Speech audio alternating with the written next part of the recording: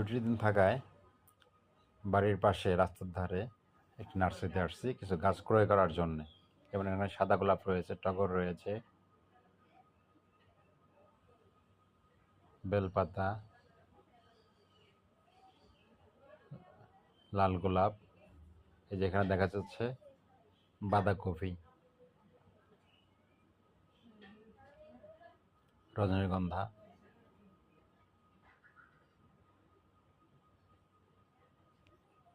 এই যে একটা মরিচের গাছ কিনলাম, হলুদ মরিচ, আর এখানে যে পুদিনা পাতা,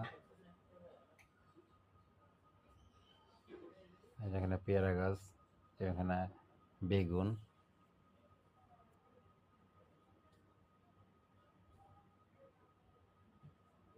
ছোট গোলাপ, যেখানে পেয়ারা, ইত্যাদি ইত্যাদি।